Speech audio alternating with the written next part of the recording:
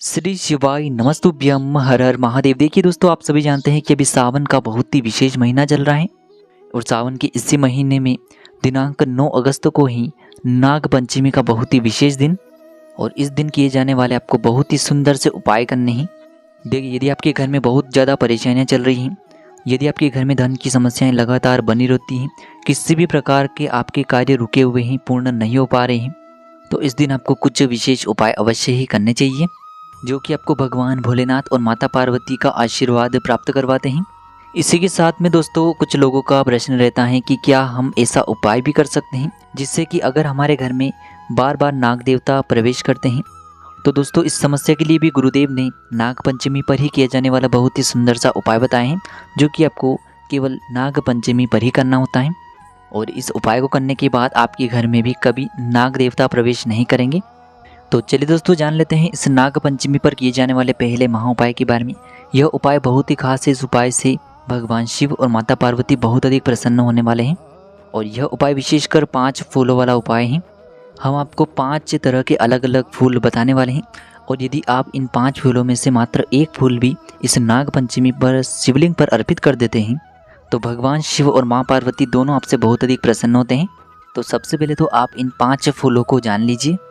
देखिए, 5 फूलों में से पहला जो फूल है वह है कनेर का फूल। कनेर का फूल आपको सावन के महीने में बहुत ही आसानी से प्राप्त हो जाता है। तो सबसे पहला तो हो गया कनेर का फूल जो कि पीला रंग का होता है। इसी के साथ में जो दूसरा फूल है वह है पारिजात का फूल। देखिए, पारिजात का फूल भी आपको सामने स्क्रीन पर दिखाया जा रहा है। तो दूसरे नंबर का फूल हो गया पारिजात का फूल। तीसरे नंबर का जो फूल है वह है धतूरे का फूल। धतूरे का फूल भी आपको सामने स्क्रीन पर दिखाया जा रहा है और यह फूल भी आपको इस सावन के महीने में बहुत ही आसानी से मिल जाता है। अब दोस्तों, चौथा जो पुष्प है वह है आग का फूल, यानी कि आंकड़े का वृक्ष आपने देखा ही होगा, उसमें जो फूल आते हैं उसे हम आंकड़े के फूल कहते हैं जो कि आपको सामने दिखाए जा रहे हैं। अब दोस्तों, इसके बाद जो आखिरी फूल है वह है शमी का फूल। देखिए, जो शमी पत्र का पेड़ होता है उसी पर शमी के फूल भी लगते हैं। तो देखिए, यह जो 5 फूल हैं हम आपको बता रहे हैं, इनमें से यदि आपको मात्र एक फूल भी प्राप्त हो जाता है और एक फूल आप मात्र शिवलिंग पर जाकर के समर्पित कर देते हैं तो महादेव की कृपा से आपकी जो अधूरी मनोकामना है, जिस मनोकामना के लिए आप ये उपाय करें, वह आपकी निश्चित ही परिपूर्ण हो जाती है। तो देखिए, सबसे पहले तो आपको 5 फूल में से जो भी फूल आपको मिल जाते हैं वह आपको लेने हैं। इसी के साथ में आपको 2 लोटे जल लेने हैं। देखिए, 2 लोटे जल आपको इसीलिए लेने हैं क्योंकि ये 2 लोटे जल कावड़ के रूप में जल हैं और जो व्यक्ति सावन के महीने में पंचमी की तिथि पर 2 लोटे जल शिवलिंग पर अर्पित करता है तो उससे बहुत अधिक सर्वोत्तम फल प्राप्त होता है। तो देखिए, आपको 2 लोटे जल लेकर ही जाना है। 2 लोटे जल यानी कि आप एक लोटा भी ले सकते हैं, उसके साथ आप अन्य कोई भी पात्र ले सकते हैं। मात्र आपको 2 पात्र जल लेकर के जाने हैं और उसी के साथ में आपको 5 में से केवल एक पुष्प या फिर आपको जो भी पुष्प मिल जाते हैं वो आपको लेकर के जाने हैं। तो मंदिर पहुंचने के बाद सबसे पहले तो आपके पास जो 2 पात्र के जल हैं उन्हें एक साथ आपको भगवान शिव की शिवलिंग पर एक धारा से समर्पित करना है। श्री शिवाय नमस्तुभ्यम इस मंत्र का जाप करते हुए अब दोस्तों जल अर्पित करने के बाद आपके पास जो पुष्प हैं, आप सभी जानते हैं नाग पंचमी का दिन है और ये जो 5 ही पुष्प हैं भगवान शिव को अति प्रिय हैं क्योंकि ये सभी जहर वाले फूल हैं और भगवान शिव ने तो स्वयं विष धारण किया हुआ है, इसीलिए यह 5 ही फूल जहर से युक्त हैं और भगवान शिव को अति प्रिय होते हैं। तो देखिए, हमने जब आपको 5 फूल बताए हैं, चाहे पारिजात का फूल हो, आंकड़े का फूल हो, धतूरे का फूल हो, शमी का फूल हो या फिर कनेर का फूल हो, आपको यदि 5 ही फूल मिल जाते हैं तो बहुत ही अच्छी बात है। यदि आपको 4 मिलते हैं तो भी अच्छी बात है या फिर यदि आपको एक फूल भी मिल जाता है तो भी आप इस उपाय को कर सकते हैं। तो देखिए, आपको 2 लोटे जल समर्पित करने के बाद यदि आप 5 फूल लेकर आए तो इन्हें आपको एक एक करके भगवान शिव की शिवलिंग पर अर्पित कर देना है। यदि आप एक ही पुष्प लेकर के आए तो इसे आपको भगवान शिव की शिवलिंग पर ही अर्पित करना है। तो इस प्रकार से आपको इस नाग पंचमी पर मनोकामना पूर्ति के लिए 5 फूलों वाला चमत्कारिक उपाय अवश्य ही करना है। तो सावन के महीने में पड़ने वाली नाग पंचमी इस बार 9 अगस्त 2024 को है, तो इस दिन आपको यह उपाय अवश्य ही करना है। और इसी दिन आपको, यदि आपके घर में बार बार नाग देवता प्रवेश कर जाते हैं या फिर आपको नाग देवता का भय रहता है कि हमारे घर में नाग देवता प्रवेश न कर जाएं, इसके लिए आपको एक उपाय करना है। यह उपाय गुरुदेव ने स्वयं अपनी कथा के दौरान बताया है। तो देखिए, इस उपाय को करने के लिए आपको शमी पत्र लेना है। इस उपाय को करने के लिए आपको मात्र एक शमी पत्र लेना होगा। इसके साथ में आप जो भी अपनी पूजन की सामग्री लेना चाहते हैं वह भी ले करके भगवान शिव के मंदिर में जा सकते हैं। तो देखिए सुबह सुबह प्रातःकाल में आपको सबसे पहले तो ये जो शमी पत्र हैं इसे अपने हाथ में रखना है और आप जो भी पूजन की सामग्री लेकर के आए हैं, चाहे आप एक लोटा जल लेकर के आए हैं, बेलपत्र लेकर के आए हैं, सबसे पहले तो आपको इन्हें शिवलिंग पर समर्पित कर देना है। अब देखिए आप जो शमी पत्र लेकर के आए थे इसे आपको अपने सीधे हाथ में रखना है। तो देखिए आप जो शमी पत्र लेकर के आए हैं इसे आपको भगवान शिव की शिवलिंग पर समर्पित करना है, लेकिन आपको एक बहुत ही प्यारा सा नाम लेना है, आपको आस्तिक मुनि का नाम लेना है। तो देखिए आपको आस्तिक मुनि का नाम लेते हुए ये जो एक शमी पत्र है इसे भगवान शिव की शिवलिंग पर समर्पित करना है। अब देखिए आपको 1 से 2 मिनट तक शिवलिंग के सामने बैठना है और ये जो शमी पत्र है इसे आपको भगवान शिव की शिवलिंग पर ही चढ़े रहने देना है, यानी कि ये शमी पत्र आपको किसी को भी उठाने नहीं देना है। अब देखिए वापस से आपको 1 से 2 मिनट के बाद इस शमी पत्र को भगवान शिव की शिवलिंग से आस्तिक मुनि का नाम लेते हुए उठा लेना है। अब देखिए जैसे आप अपने घर पर इस शमी पत्र को लेकर के आएंगे तो आपके घर का जो मुख्य द्वार होता है वहाँ पर आपको इस शमी पत्र को कहीं भी संभाल करके रख देना है।